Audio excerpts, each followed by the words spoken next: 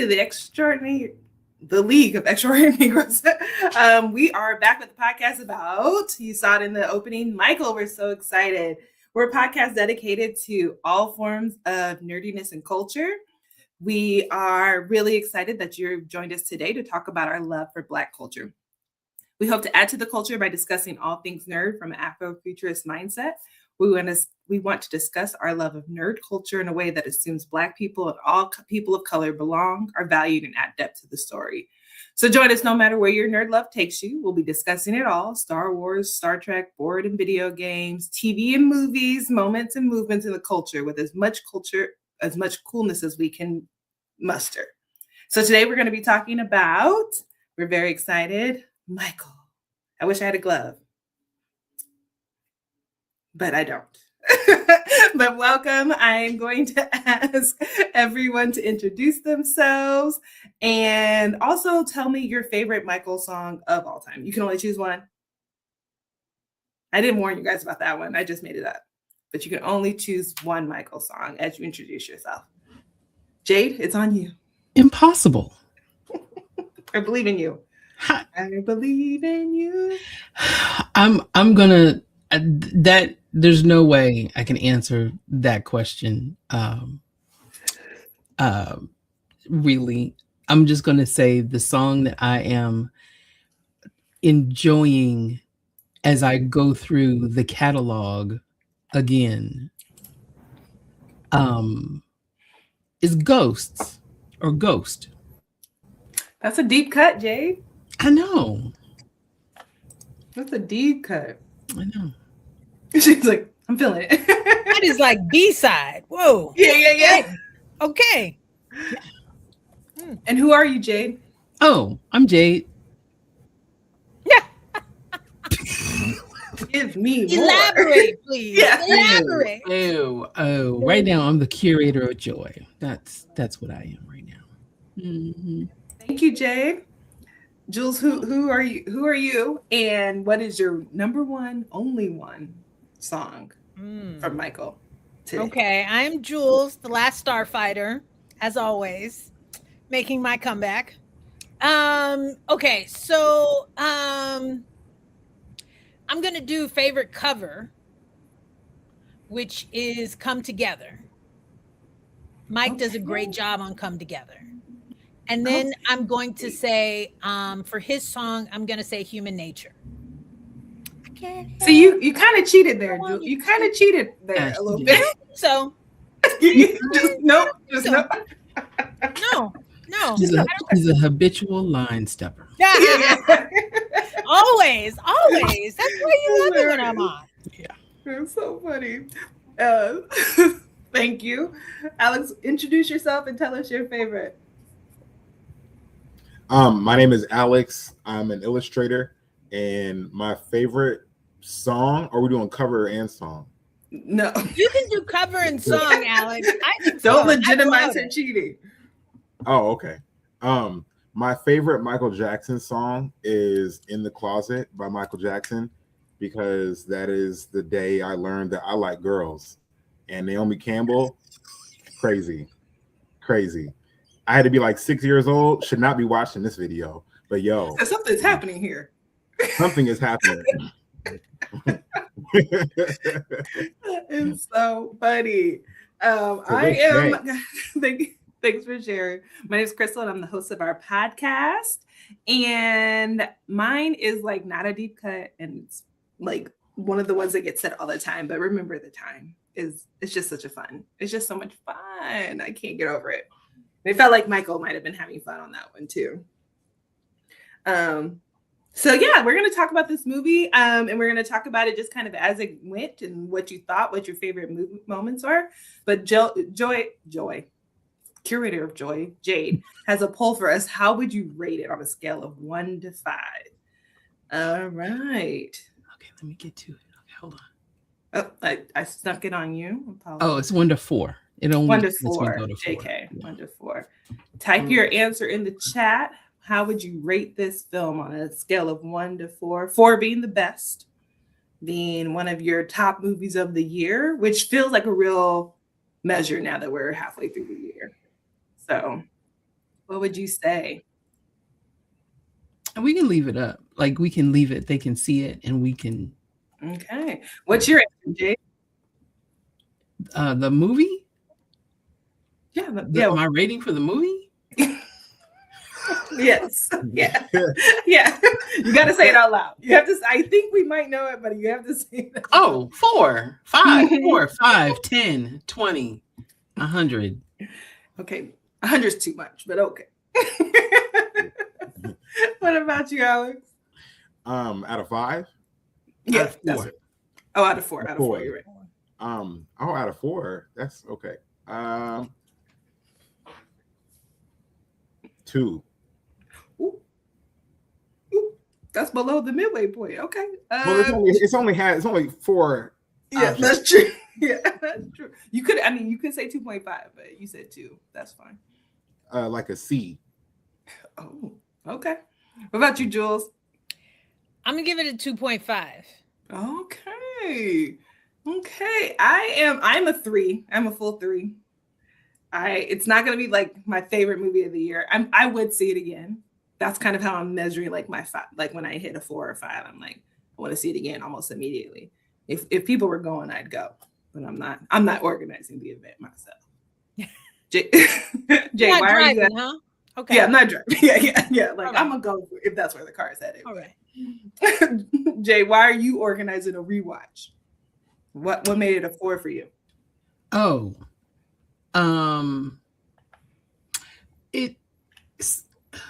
so it's not because I did glean a couple of insights from the movie. It didn't show or reveal anything that we didn't already know. If you've seen the Jackson American Family, you know the dynamics of the family and you know basically what happened. But it was a concert. It was a concert for a generation of people that will never be able to see him in concert. And it was also like, oh my God, I really do love all of this music. So it just reinvigorated that love of Michael. Although he's always on my playlist. It was even stronger now in my playlist. Yeah. Speaking of like just the fandom, I was like, I don't think we understand the love of Michael the way they did while he was popping. Because I'm like, who was doing the shifts at the house? Every time he come out, there's 25 people outside. Whose day job was that? That was crazy to me. But moving on. Alex, why are you at a 2? Why are you at a 2? I love that side comment. I thought just what I expected going in was something like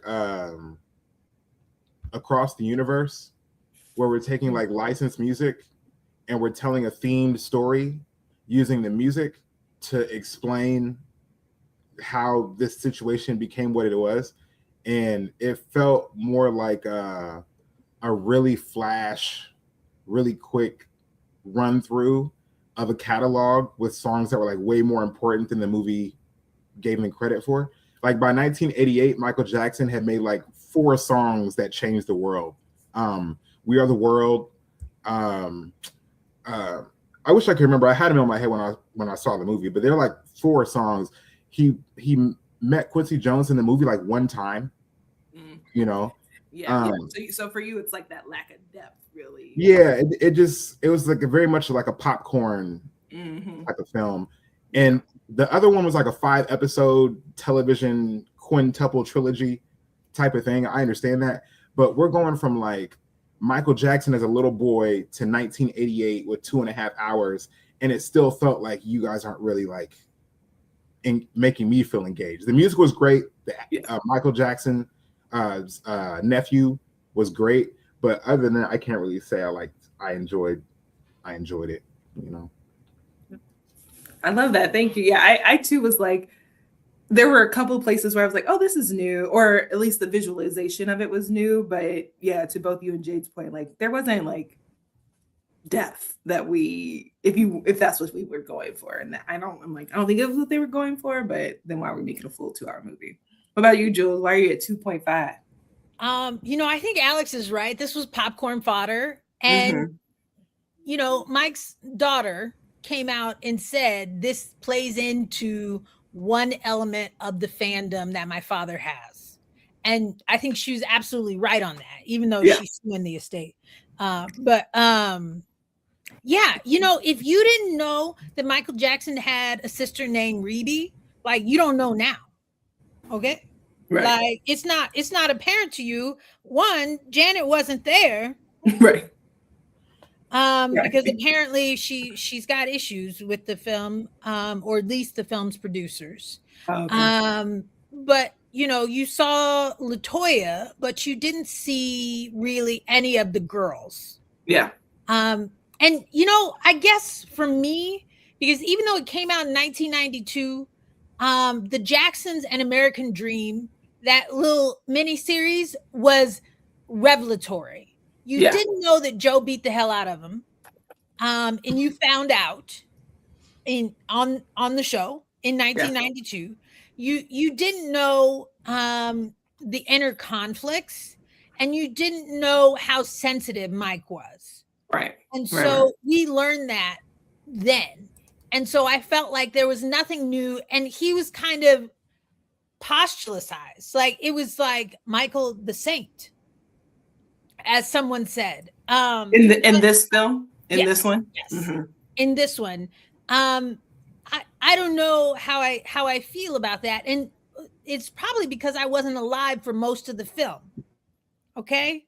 I am a millennial, an old millennial, but I still wasn't old enough to see Mike in concert. Right. And so I'm very sad about that. And I was tearing up, like, oh my gosh, I wish I could have seen him, because I love Mike. But I also know why they ended in 88. They actually originally ended in the 90s, but because of the lawsuit and the settlements, they had to stop talking about the sex abuse. So scandals, alleged scandals. Right. Yeah. So it just didn't do it for me. Yeah. It didn't do it for me, but Jafar got a 4. If it's out of 4, if it's out of 5, Jafar got it. Yeah. Okay. Like that last dance scene, I'm like, whoa. Like, you killing it. You killing it. This is nothing but fun. This is nothing but fun. This is enjoyable. This is a family of icons, and I'm loving you. But and that is, and I think we are spoiled by the American Dream story, in that it was so impactful to the community. It was so, like you said, Jules, revelatory. So like we go into the theater expecting that feeling again. Yes. Because we got to live it when it came on TV. So I do wonder, like, if you had never seen the American Dream and the only thing you knew about Michael was Thriller, how this hits you, you know, like whether it feels opening or anything like that. I think that's a really good point, is like, the only thing that really, we'll get to it, but the only thing that really felt new to me was like the visualization of the Pepsi accident. Yes. Like, yes. I did not know he had almost died. And I was like, y'all didn't have to show the fire like this. Yeah. Y'all had a little bit of budget and chose CGI fire, and it was upsetting. What was there any moments like that for you guys that was like, oh, this might have been a little bit new to me? Well, you know, the quote that you have in your tagline, like, God might give it to Prince, like, that was hilarious. I was like, okay, yes, I am loving this. That is a new tidbit, because Prince was around, the Osmonds were around when the Jackson 5 was out and doing their revival and victory tour. You know, there were other like iconic family acts and other icons in the making that were out then. And the Osmonds were no threat. Yeah. The Osmonds, yeah.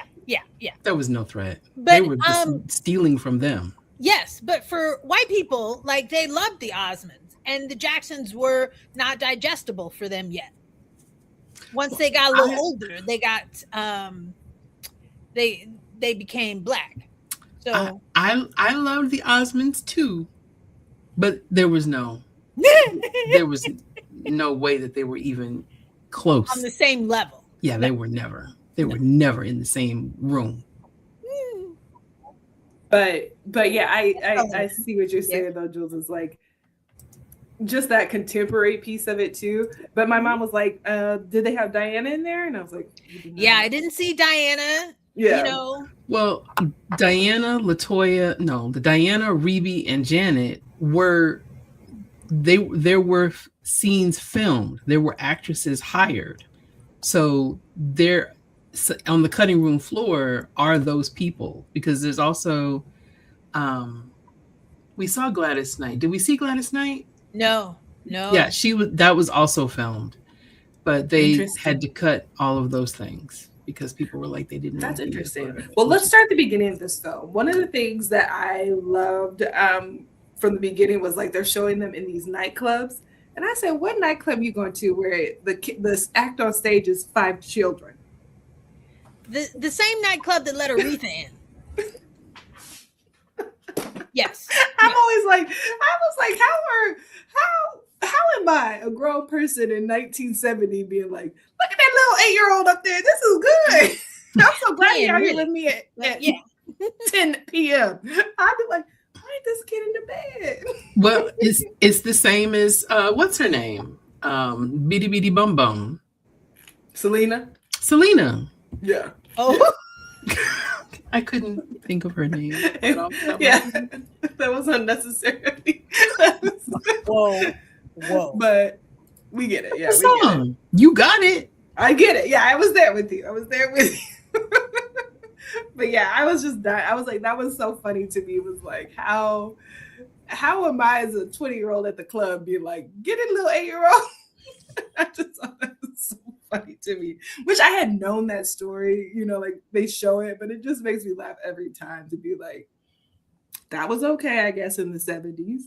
But that was normal, because if you think about how many restaurants were also nightclubs, and I mean, even in the 40s, 50s, 60s, the Copacabana, like all of these places in various cities across the country, they're night spots. But you've got little Stevie the Wonder, you got Sammy Davis Jr. You got all these little kids that have grown up. We knew them as adults, but they started as little kids in nightclubs. Yeah, I just think that's such a funny twist. And then we're like, why are these kids so weird? Because you had them out because you had grown adults throwing quarters at them at 8. Mm-hmm. But that's okay.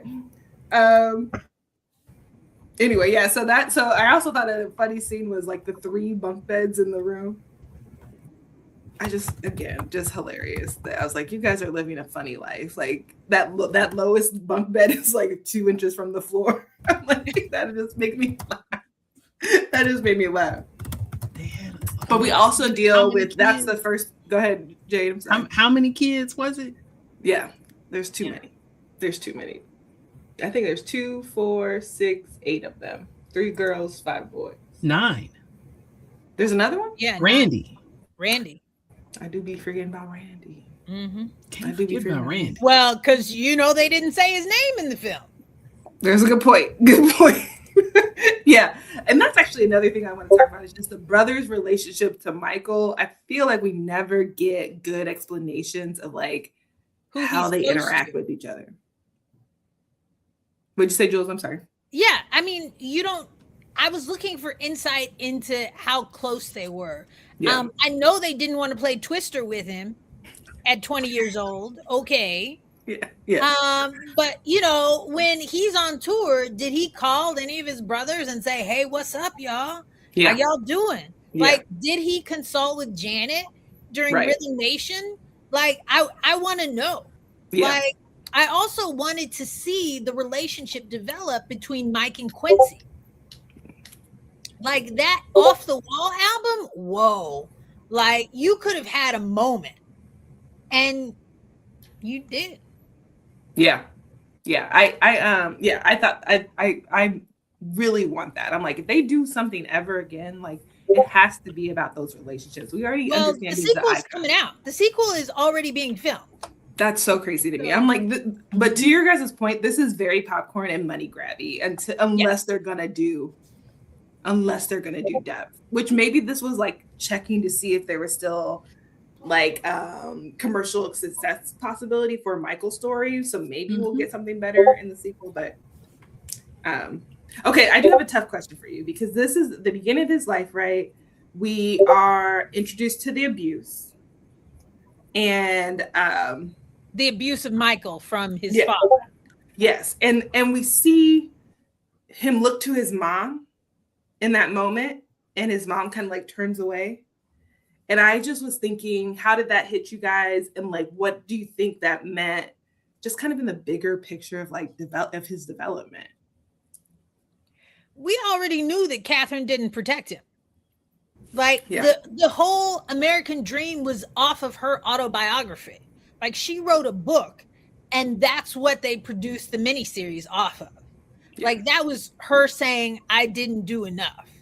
And maybe this was her attempt to talk about their closeness, because Yeah. you do see them very close, the eating ice cream, the watching the Stooges, like Charlie Chaplin. You know, you see that grace that she sort of extended to him in those ways, but you don't see her interact with any of the other kids, Right? so I can't tell if this was I can't tell. Well, that part, I'm glad you brought that part up, because that is the part that I appreciated the most. I don't want to see any other relationship if it's a movie about Michael. Interesting. What? And There are 9 kids in this family. Exactly, but it's not a Jackson family story. And this is where I think it took a tremendous amount of I don't even know what word I want to use, but I admire the fact that Jermaine and Randy and Marlon and Jackie and LaToya could put together a movie and not insert themselves into the story. Interesting. That they let the story just be about Michael. So you don't see a lot of those other relationships, because it really, to me, they let the story be about him, because it could have easily been Michael and Jermaine, because there's a lot there. Yes. Yeah. But you don't see Jermaine after they left Motown. Right. No. Right. Because I don't think he was living on the compound. But I think with his wife. Yeah. I know. I also want to talk about Michael recording off the wall and then like going home to have ice cream with his mom, but that's a different thing. But like I just think that's hilarious. But I think I agree with what you're saying, Jade, is like there is like a need to keep the like scope of the film small. But part of why Michael is the way he is because he grew up in this big family, but was still very much alone.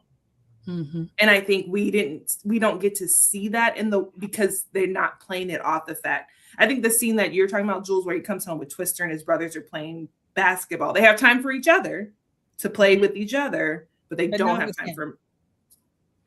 I think you know what I mean? I got that sense of loneliness because that's why he spent so much time with those animals. They weren't his pets; they were his friends. I say, as soon as he brought Bubbles home, like, why wasn't a therapist called? Not lonely, but like he is very lonely. He wrote a whole song for Ben. Yes, and I was glad I didn't see Ben anymore. We saw the rat once. That was enough. Yeah, but and then this is again off a little bit ahead of it, but Bubbles, that CGI monkey was making me very angry. It was the worst. When he was like, look at the book, and the monkey looks at us. Oh, the monkey speaks English. The monkey can understand. Look, Bubbles was doing a lot of stuff. He had not had a trainer yet. But Bubbles is still alive. Yeah. Bubbles is still in a facility. Michael made should be in a facility. Part of his estate still covers the care of Bubbles, but Bubbles is used as like a care animal for other animals. That's so funny. And look, fine. Weird, fine. But for me, it's like, what is this saying? You know, and I'm like, his mother was like, I was like, Mommy, actually, the question isn't whether this animal should be in my house. It's like, why do you want this animal in my house? And you never asked that question, Catherine, and that's why I'm mad at you. Yes, you got the llama, you got the giraffe, And when the monkey came, you should have said, "Hey, like let me dial 1-800 therapy." Yeah. No. What were you gonna say, Alex? You know they weren't doing therapy. Right. But I'm like, at some point, this is too extreme. You have a go ahead, Alex. Alex. We're over talking you. But when Joe got fired, and then he looks out the window and that giraffe is there, I'd have been like, I would have had to break something. Like, what do you mean there's a giraffe in my yard when I'm getting fired? Oh, but wait a minute. See, that's the other thing. It's not Joe's yard. Fair. It's not Joe's yard. Yeah. And Michael paid for that house. And the mom does a good job of like reminding. I will say, Joe, this is also a well done piece of the movie, is that tension he feels of loving his family, but also needing to distance himself from them because his father's abusive. He has his own dreams. I think they did a really good job with that. You know, like, you know, and then his father being like, as an abuser, he was like, look at this. When he shows up in his room, you remember that scene? Oh yeah. And he has Off the Wall, and he was like, who would ever thought? He said, I did. And you're like, that is true. But you know, I'm like, how do you balance like that tension? Like, yes, your father pushed you to do this, but also you're very great at it. No thanks to your father per se. You know, I just thought that was really interesting. What about you guys? Alex, what were you saying? Alex might be frozen. He looked frozen again. Okay. But yeah, I just wanted, what would you have done if your brother brought home the monkey? We would have had to have a talk. We would have had to have a talk. We would have had to have a talk after the nose job. Like, that is one thing I think they didn't say anything to him. It's because of my allergies. Like, what? You got a second nose job. They just sort of glossed over the second one. Yeah. You saw the second one was because the first one was botched. Yes. But if you didn't know Michael and you didn't know that, like they just with Mike. You know what's so interesting is I think that I wonder how much of them counting on us knowing a lot of stuff influenced the way they did the movie too. Like, yeah, because I'm like, oh, there's a second nose job. They said no words about it. He just has the tape over the nose kind of thing. Alex, are you back? Muted now, though. There we go. Every time I say a word, my computer crashes. No. I don't know what's gonna happen. Oh no. It's kind of doing it now. You're like delayed. Okay, so why was Michael in that regular car? Oh yes, we can hear you. Say some words before you crash. Can you hear me now? Yes. So why was Michael? We were like, yeah, but his computer was already gone. Okay, so the question is, why was Michael in that regular A car? After he was a superstar with his security. So after he has his fight with his father, who calls the meeting. Okay, say it one more time. So after Michael has that fight, like his father calls the family meeting and announces they're going to do another tour. Michael like runs out and jumps into that regular car. I'm like, why is he still in a regular car after Off the Wall?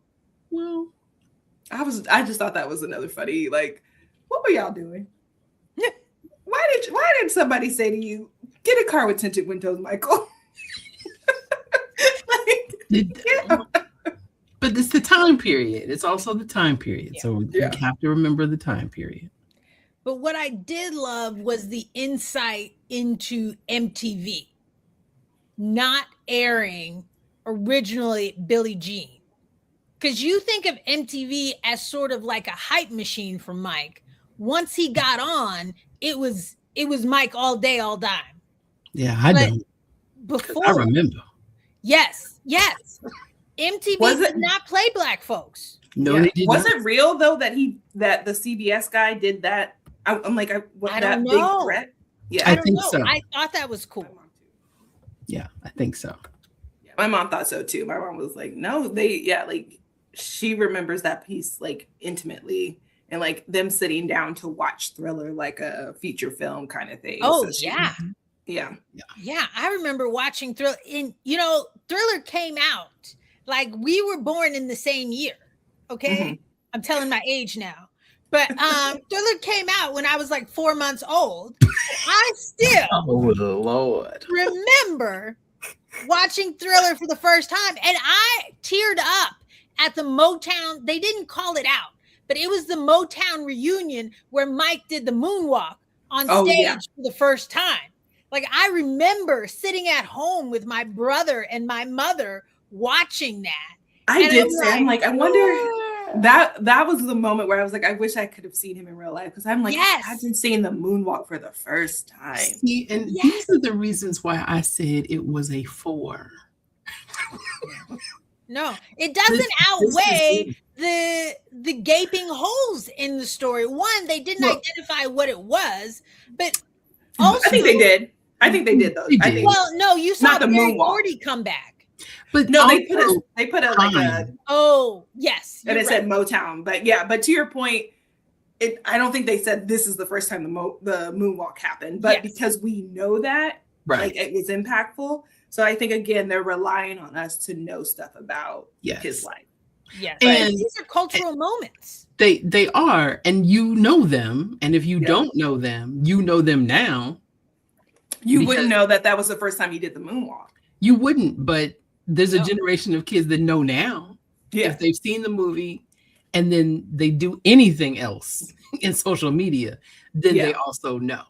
But the movies, I think that the movie is edited in such a way that they were trying to get as much as they could in the time that they could, but also sell the movie. Because on the press tour, people kept asking, is there going to be another movie?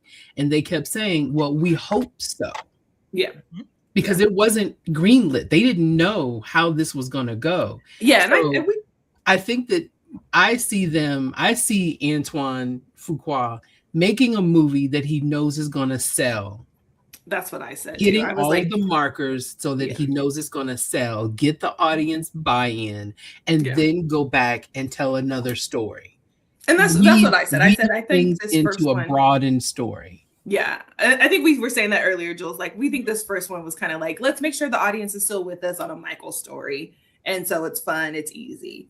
I don't know if that's fair to the audience. Those of us who are 40 plus, Jay. I don't know if that's going to happen, y'all. You don't think the second's coming, Alex? I don't know if I think the second's coming. I don't know if we tell a more serious story after we gave the audience the popcorn story. It doesn't become like Game of Thrones where we start off really slow and then like we talk about the rape stuff. It's not like this. This is what we have. This is the core that they're starting from. I don't see them being like, now we're going to talk about Janet Jackson, or like now we're going to talk about Scream, or now we're going to talk about the Super Bowl show. If we talk about the Super Bowl show, we're going to devote all of 1991 to 1994 to the Super Bowl show, and we're going to pretend like nothing else ever happened that entire 4 years. I didn't like my computer's doing it now, so I'm going to try to rant as long as I can until I don't like that Joe Jackson only beats Michael Jackson. He doesn't touch anybody else that entire movie. I don't necessarily need the Michael Jackson American Life story to know that in a black family, when one of y'all gets a whooping, all of y'all get a whooping. There's not an in-between in that situation. And in a lot of the Joe Jackson experience in this movie, people are scared of Michael people are scared of Joe because he beats Michael. His brothers and sisters are scared of Joe because he beats Michael. Catherine is scared of Joe because he beats Michael. A&Rs are scared of Joe because he beats Michael. People are scared of Joe Jackson because he beats up every single person that tries to stop him from doing A&Rs, producers, Catherine, Jethro, Jermaine, Jackie, everybody Yes, is Death Row. hands on him, and it really You said sanitized. I'm making up J names. I'm just making them up. Everybody under the sun. Right. Everybody under the sun gets a whooping when you're Joe Jackson's child.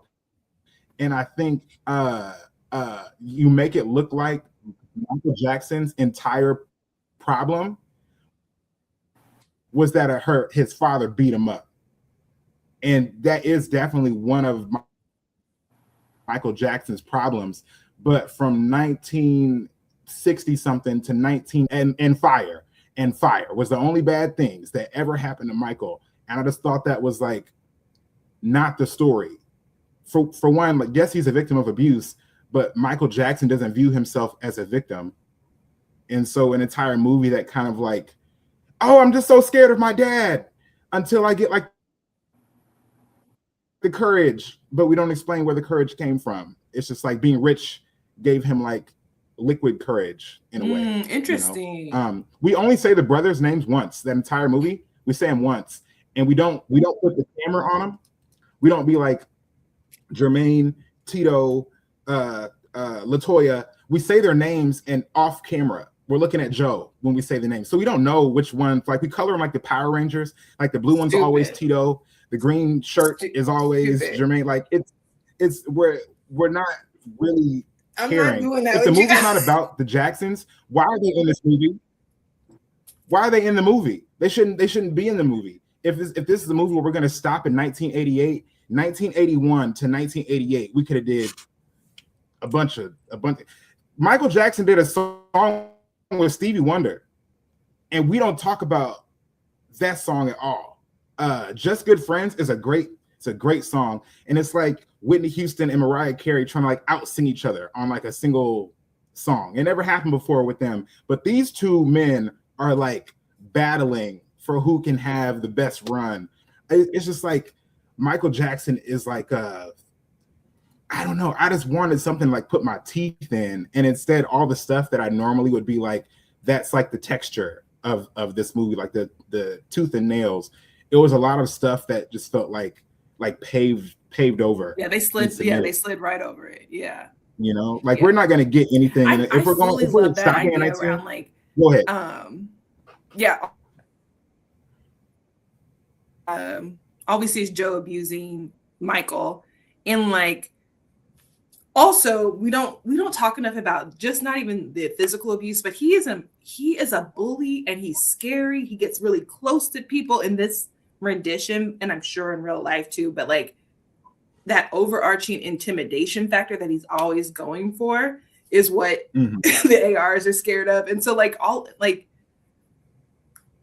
I think that's interesting. I think like he never gets the courage. He keeps telling us he's going to look his father in the eye and tell him something, and then he's like, JK, I'm going to send in this white man you know, like to do that work for me. So I don't know that and I also think they played on the fact that he is insecure. We see him in the mirror one time. He has all the Post-it notes that's like, you are beautiful or whatever, and he does his affirmations before singing. I think again they're relying on us to understand that he stayed sensitive his whole life. He stayed kind of like finding the easy route with those emotional issues. And I think another example of that is when they go to the CBS guy to get on MTV. He's like, the CBS guy's hyping up, and then he says, and then he looks at his manager, Brecker, you know, to say the thing, to say the criticism. So I don't know if they ever are showing him confident. What do you guys think about that? I think the affirmations on the mirror, I think that was one new information. Yeah. And I think that does show where the courage came from and the strength and resilience that he had to be able to put on the mirror that I am this. Yeah. And it was the opposite of what his father had told him. To be able to put it, to write it, to claim it, and to say it over and over again. It's the thing that he said he wanted to be. What was it? The greatest entertainer of all time. And that was his daily affirmation, to strive to be the best entertainer of all time. that takes a tremendous amount of courage Yeah. to be able to write it and then say it for yourself. Well, I think what they were trying to impart to us is that his courage was on stage. He let it all hang out on stage. He left it all on the table on stage. And that's how I wanted to see the thought process behind designing that tour, because that's interesting to me. Like I wanted, and I guess you'll only get that from him, and that's gone.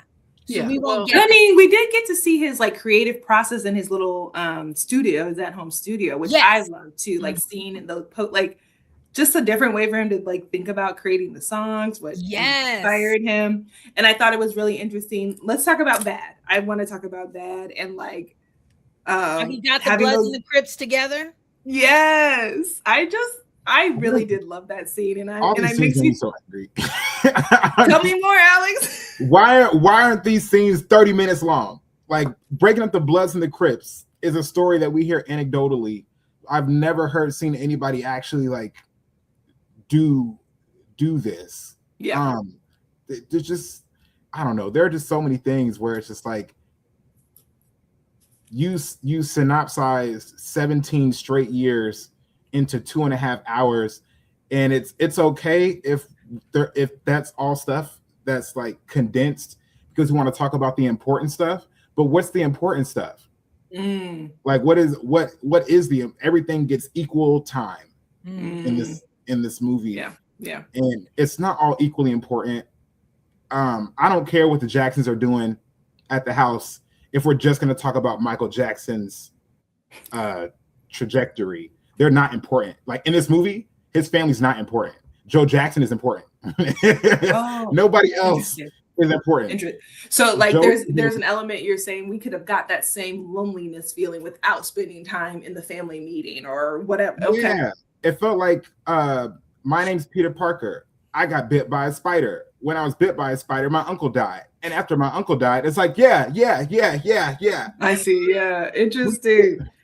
That's but yeah, like that scene, I'm with you, Alex. I wish we could have got to know and like I'm also like super curious, he says, I'll sign stuff for you guys afterwards.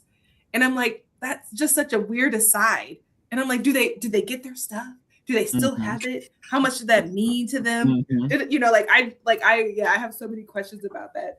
But I also just loved his presence made them geeky, right? Like these street dudes, like what struck you in that scene, guys? There are very few people who induce others to pass out. Yeah. Like just by walking in the room, just your presence. I have seen people burst into tears at Beyonce concerts. Like that is, I think, his contemporary, whether you agree or not. Right. You cannot, but I think that there is some brilliance in what she does. And I'm not saying she's not brilliant. Yeah, okay. That Jules, is, stay out of your hive. I know it's tempting you're to go at that level, right? You're at that level of icon. Yeah. No. And people I'm not going to get into the debate who's the better performer. Greatest entertainer of all time. It's Mike. Okay. Jade, please stop. Yes, I know. It's Mike. But greatest female performer, that's me. So anyway, yes, you see that, and I think the people hanging outside your gate, the people the paramedics having to drag you away, that was real, and like that happened to so many people, and it's mind-boggling that they didn't spend more time on the psychology around that. So and we also have skipped over a couple of things, but like the Bad, I loved that. I loved seeing them like fanboy over him and turn into, and then be impressed by his work ethic. Like when he like is showing them the dance moves and like they're like, woo, I did love that, and I went back and watched the Bad video, and in this day it's hilarious. Like it is, yeah. Michael, You upset. weigh 12 pounds. Like, I apologize. Like, Wanna Be Starting Something is the intro for the movie. And we spend like a lot of like probably like a solid like 6 minutes on just like the intro of Wanna Be Starting Something and like introducing all these different parts of the movie. Maybe I was reading too much into it, but I really, really thought Wanna Be Starting Something was going to be like a climax core of this movie. But when we come to Wanna Be Starting Something, it's treated like the rest of the movie. It's just another summary to get us to the next part. And I just, again, when I think back at the movie, I'm trying to think of like, what is the core? Like, what is the movie about? Like, when you leave the movie, what are you trying to learn? And I don't know if that was like the goal at all to teach us. That's what I was gonna say. Like, I don't think that's what they were trying to do. They were like, let's go have fun talking about Michael. Yeah, which is cool. It's cool. Anecdotal side note about Wanna Be Starting Something. He actually wrote that song for LaToya. It's LaToya's song. Yeah, because she's dramatic. No, that's not why. Is she not dramatic? She said that he wrote the song because she was having issues with all of the sister-in-laws. All the sister-in-laws hated her, but they hated her because all of the brothers would always bring her up when they wanted to do something, where they were doing something. Well, LaToya does it like this. Well, can you make it like this? LaToya made it like this because LaToya was, they only had their sisters. And she said they never dated anybody. So she got compared to the sister-in-laws and they hated her. And they were always picking with her and starting mess. That would have been a great story. Put that'd have been a quick 10 minutes. You could just and would have been like very interesting. Would love to have seen them act that out.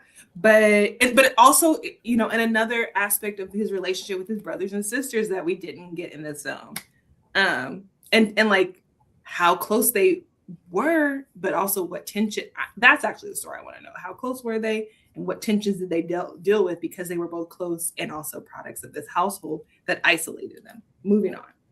Don King making this is another reason I can't go to 4 is the Don King like cameo. And then we never see him again. We don't know what happened. No. We don't know what part of it he was playing. He meets a lot of people one time. I'm gonna be real. He meets a lot of people one time in this movie. And that's, if I guess have like a top 5 things, he meets everybody one time and his life, everybody's lives just in the room. It just changes. He was sitting over Barry Gordy's shoulder. And Barry Gordy's like showing him like how to work the equalizer board. I understand that he's a little boy and he's a grown man now. I just think it's funny that he touched the equalizer as a little boy. Next time you see him touch the equalizer, he's a grown ass man and he's running all the things by himself. He's got like notes on the wall. I was like, I don't know this person. I don't know how you became this person, but you met Quincy Jones once. Let's not pretend like all of a sudden. Like, Barry Gordy also taught him the thing, and then obviously he knows it. I think I would have liked to have learned more about their separation from Motown, like how Jermaine ended up marrying Barry Gordy's daughter, how Jermaine also had kids with the whole family. And I think like how Randy and Jermaine had kids by the same woman, and like, that is a Jermaine story. And it is not. I think that is the story of the Jackson 5. Like I think maybe that's Jackson what I wanted. Movie. It's not a Jackson 5 movie. And I think that's what movie is Michael. And I think this movie, I'm coming more and more to the conclusion that this movie was not for those of us who are ready to expand the story. It is just a re-edition of what we know, and let's have a good time enjoying Michael again. But I think one thing we haven't talked about is the abuse allegations. Like there's a whole segment of the Black population that does not believe, along with Dave Chappelle, that Mike ever did anything wrong. We're not there yet, though, right? Isn't that like 90 into 90s? Yeah, it started in the 90s, and they edited the film to take that out because of the settlement. But again, I think it's I think you're putting something on this movie that they're not giving us. That's not. This is a like love letter to Michael Jackson, right? And some people are going to be super happy with that. A lot of people. I mean, I am happy with it.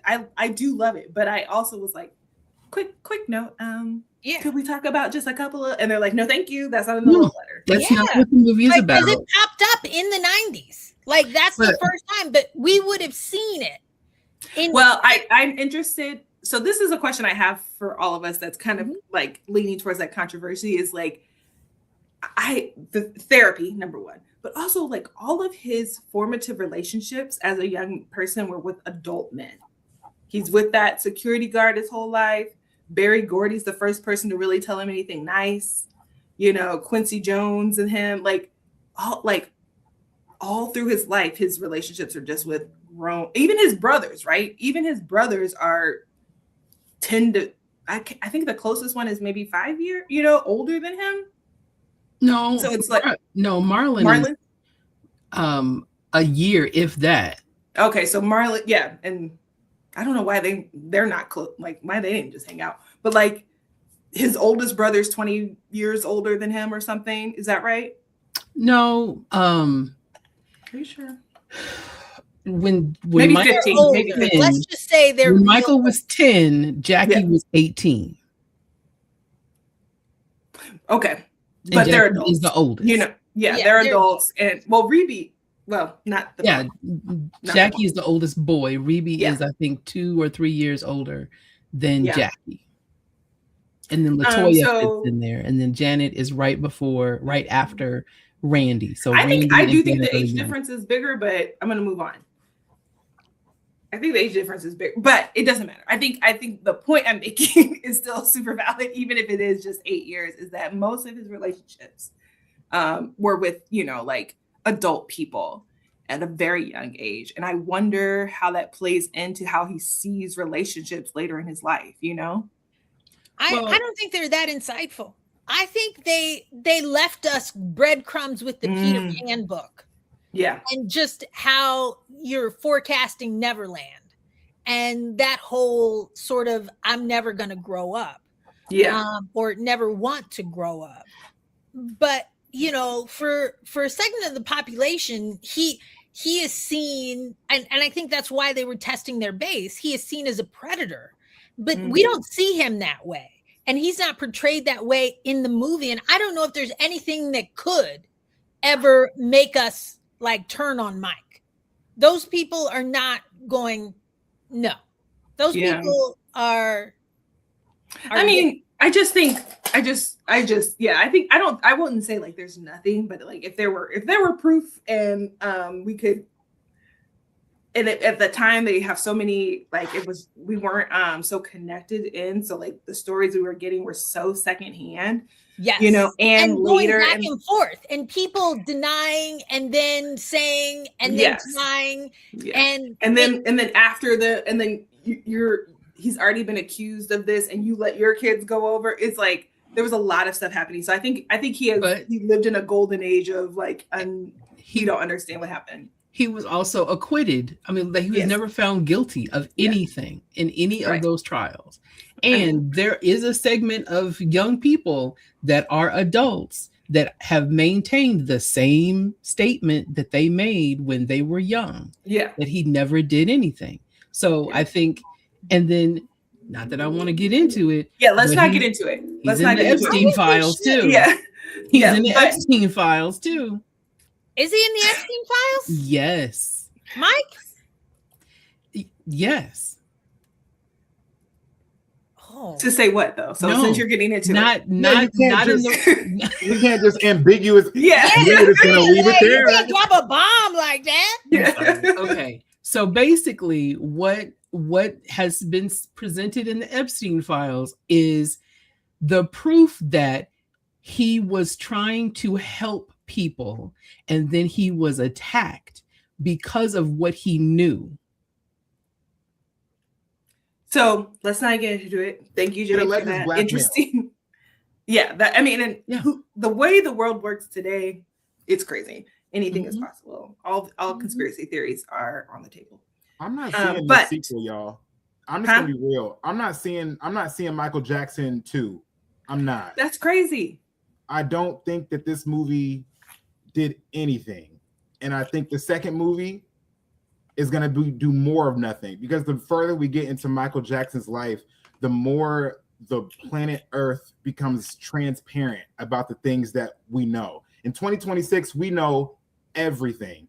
I don't think that everything they're willing to say. I don't yeah, think but we that's know. what I mean. We're gonna get to think like we know what 1991, and we're gonna go to from 1991 to 2004, and everybody's gonna be like, it was a really good time, and we're gonna talk about even less of nothing, because even more. Like, we know more about it, and so we're gonna talk less about it than we talked about what we know about in the 80s. There was so much more going on in the 80s that we just don't know, because paparazzi isn't what it was, TMZ wasn't a thing, the internet wasn't a thing. 1991 to 2004 is a very, very much I know about Michael Jackson decade of time.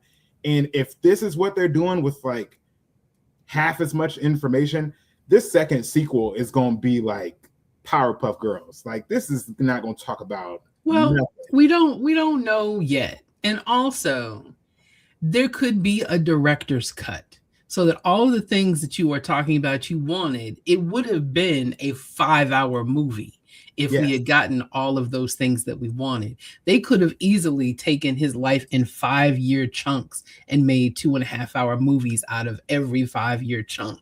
So we don't know. They don't want to, right? They don't want to. We all agree they don't want to do that. What bogged them down was the legalities. People don't want to be associated with Mike in 2026 like they did in 1988. Mm-hmm. And so I think a lot of people opted to not be shown. And I think that's what hyped it up, or that's what hacked it up. There's supposed to be a Diana Ross scene also. Yeah, Diana Ross was supposed to be in the movie. Like, why don't they dream girls it? You know what I mean? Like, there are ways we could tell this story if they were dedicated to telling the story. Like, but Antoine Fuqua was a fan. You see that he is the ultimate fan, and that's not gonna happen. Right. Yeah. And I think it's interesting that we can't tell pieces of the Jackson 5 story differently. And the brothers were all in it. So why can't we talk about their relationship deeper? Because we all want it. Even Jade, who said she could care less, would still watch it. I do love it, but I think that that's a very different movie. And I still say that it says a lot that they were able to come together as a family and keep the focus on him. So I really think that was strategic, and that was a goal to maintain a focus on him. See, and I'm curious whether it's like out of respect for Michael's story or out of like protection from Michael's story, kind of what Jules was saying, like whether they're. I don't think so. Yeah, I don't know. I mean, I don't know. I don't know if that's a cynical take or not. Not from the brothers, not from the family. No. Why not? Why are you so sure? Because they are, even in the press junket, they are saying the same things that they said 5 years ago, that they said 10 years ago, that they support him and stand by him. Yeah. Well, I don't mean specifically about the scandals, but just about how they treated Michael, how they interacted with Michael when he was alive, how they felt about. To Crystal's question, when I watched the movie, like my big synopsis was like, this is the Michael Jackson story in the same way. Like, there's this children's book about the Big Bad Wolf told from the Big Bad Wolf's perspective. And so all these events that you saw didn't actually happen the way that you believe them to happen. They actually happened in this way. And it feels like the story is told from like one of Michael Jackson's brothers. Like, he wasn't in none of the rooms. He wasn't having none of these conversations. He wasn't in none of these possibilities, but he was like the third person in the room when it happened. And so when Michael Jackson says, I have a deal, or Michael Jackson says, I have a monkey, or Michael Jackson says, I have A, B, or C, Tito was there, but Tito don't know. Tito don't know. And that's how I felt like watching the movie. Like, yeah, all that, it happened. Yeah. I just don't know that it happened like that. Or even if it did happen like that, like, we don't know the motivations. We don't know how he was really feeling. We don't know how it impacted the family dynamics. We don't know. Why wasn't he ready to move out when and Tito's like, yeah, it happened like this. It was like, you know, and then well, because Michael's not here to tell his story. He wouldn't let y'all. But he wouldn't have told his story either, probably. He said, I want to be a mystery. I want to be. There's that. But I think that there's probably enough archival evidence that remains of his life, of his writings, of his art, that you can piece together the mentality and the mindset of a person. Well, you see his mentality in Moonwalker. Like if you watch Moonwalker, that's how Mike sees the world. Like, and I'm not doubting that. I'm just saying, like, if that's it, then why do we keep making movies? If we already have it, like, why make money? Yeah, that's how I feel. The estate. And fine, that's fine. I enjoyed the movie, but you can't tell me it's like. I'm just if we're critiquing, that's my critique. Okay, we have come up on an hour, guys. I'm going to ask you one final question, and then we will wrap it up. We didn't talk about the Pepsi incident in depth. Whether he did have to wear a wig after that, I don't know. You know, that he probably got addicted to painkillers in the Pepsi incident. That's one thing we didn't talk about. We didn't talk about the Triumph tour, really, and like kind of how that hit the fandom. And then we didn't get to talk too much about the Victory Tour, but that is my last question. Mike gets on stage, looks at his dad and says, "This is it." And the brothers look at each other confused. How did that hit you? You know, what do you think about that? And does it speak to their relationship? And then we're out. What say you? Well, he didn't want to do the tour in the first place. So that is true. And he didn't tell anybody what he was about to do because they had additional dates. They were getting ready to go on a European tour after that. And he was like, I'm done. This is it. And that's just the way that it was. And and what does that say to you about the relationship with the brothers? Anything at all at this point? Does it matter to you really in this story? No, it doesn't matter. No. I think at this point, it just tells me that he's become Michael. Yeah. He's become Michael Jackson and has that power now because he was the greatest. Like that was it. He was almost at the pinnacle after Thriller came out. Okay. I mean, there was nobody that could touch him. And he made the statement and that was it. You know, it's interesting. What the movie did for me was it made me go back and watch all this archival footage that we have of Michael. We know that him being on stage is when he felt most comfortable. Mm-hmm. So watching him on stage, watching his interaction, even when he was young, and I just started watching the brothers as he was performing. And if you go back and you look at Jackie and the way that he lights up when he's looking at Michael, it's a beautiful thing. Even when Michael was little, and it maintains when they become adults. When Jackie looks at Michael, something happens and you can see it on his face. The admiration, the love, and the joy just comes on his face. So if you're looking for what was happening in the relationship, go back and that's what the movie does. It forces you to go out and look at other things or want to see more things. If I don't think so. That's what it did for me. And I think that's really lovely, but I also on social media that is right there with me. So it's not just a few people. No, I'm not.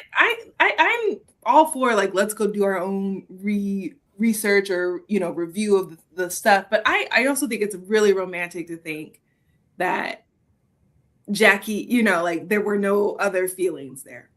And also, I don't know. But yeah.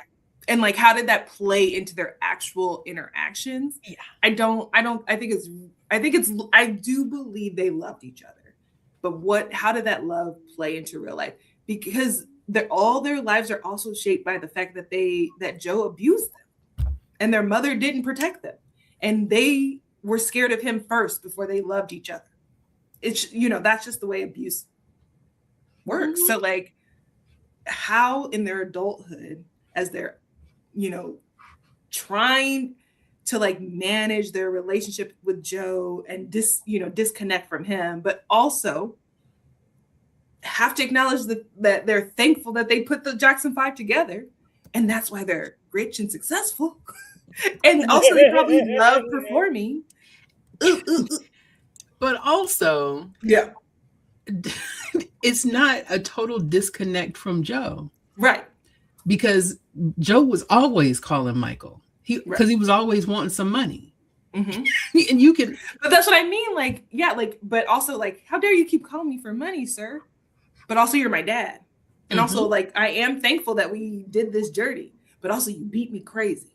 Mm-hmm. And also, you know, how do they deal with that? And what Michael did was buy a giraffe. What did the other kids do? And then also I just think about the distance that has to put between you and your brothers, especially your big brothers. I'm like, you watched him hit me very hard, big brother. Like, you didn't do nothing for me. I don't know. I'm putting a lot on it. So you're saying you want a Jackson 5 movie? Yes, I think I would. Do I think too. so. Yes, Crystal. Because I think it explains Michael better than a Michael movie. Mm-hmm. Mm-hmm. And I also, and there might be a piece of me that is hoping that if we could understand Michael better, I could understand these sexual allegations against him better too. And like understand his need to have 27 children around him and name his home Neverland. Mm-hmm. Like I don't know. You know, it's 2019. I'm in New York on New Year's Eve, and we're sitting in a bar, and Leaving Neverland just came out, and we're all black. Did you watch it? No. Yeah. No. Do you want to? No. No. We don't believe that shit. Yeah. Like, it just doesn't appeal. And I guess, you know, I would love to see the family dynamic. I would love to see Crystal's movie. Okay? Yeah. Crystal, advocate for that. I want to see it. I want to see it get the palm. Okay? Yeah. I want to see it at Cannes. Yeah, Alex. How do those final moments of the movie hit you? Do they do anything to like solidify? Oh, no. When I got to the end of the movie, I was just upset that I was still watching this movie. I gave it a 2 out of 4 because there were only 4 options. If I could give it a score out of 5, I would give it a 2 out of 5 because that feels more. You got more leeway for that. I don't think that I'll be seeing the second one because I think what the first one decided that it was prepared to give me was stuff that, like Jade said, I've seen the footage, I've seen the background shots, I've heard the interviews, I've watched I don't like that a movie is supposed to like teach a lesson or tell a story or change a character from the beginning to the end. When I watched this, it just felt like all the things that make Michael Jackson who he is are stuff this movie never thought it was. It never thought I was mature enough to take those things, is what I'll say. Not that the director didn't do what he was supposed to do or the writers didn't tell the story that they wanted to tell. I just don't think that they thought that me as an audience member could stomach whatever else that was. And I think I'm just more mature than this movie is. It's like a great Disney Channel movie for like the kids to show them. And then when they get older, show them that 5-part. I will say though, Jafar deserves a Golden Globe. Yes. He does not deserve the Oscar. I don't know about the Oscar, but he deserves at least a Golden Globe and a SAG Award. If Rami Malek can win an Oscar for playing what's his name? Oh my God! Bohemian Rhapsody. Bohemian Rhapsody. Okay. If Rami, who I love Rami, and he won an Oscar for that, then Jafar can win for this. Jafar did a good job. He really did. I mean, he put the work I think the difference. Yeah, and the difference between there's a difference between those two movies. Yes. So like. And also the stretch for Rami is a little bit longer than Jafar, his nephew. Which no, I don't think so. I don't think so. Nepo babying him. Well, he lobbied to be in the movie. He auditioned to be in the movie. He did the work to be in the movie. The Bohemian Rhapsody, we'd never seen that story. Yeah. So again, if there had been a Jackson family story equivalent for Bohemian Rhapsody, you might look at that differently. Yeah, but that's what I'm saying. There's a difference between these two movies. That movie gave us something new, interesting, cool. This movie did not do that, and I think no fault to Jafar, but that's part of the work. That's part of the like reason we love movies. The depth. And he can't. I'm so in the same way that we don't give comedies Oscars, despite them being some of our favorite movies. They're not really doing anything. You know, that's a hot take, but like, yeah, Golden Globe. Let's give him anyway. So okay, so we Alex will be watching the sequel because we may discuss it here again. I'll watch it if we then I will watch it. I will watch it on that circumstance. Yes. Next time y'all make a Michael Jackson movie, make a Michael Jackson movie about 3 hard years of his life. Just 3. There's so much stuff that happened to Michael Jackson. You're like, yeah, let's synopsize 20 years. No, don't do that ever again. Don't you They're ever gonna do it again, and we'll be here to talk to you about it. Thank you for joining the League of Extraordinary Negroes. We appreciate you. Please check us out on Facebook, YouTube, Instagram, and also our new channel TV show that you can also find on KPAO, where you can hear us talk all things nerd culture in the future. This is us signing off and saying thank you. Talk soon. See you soon.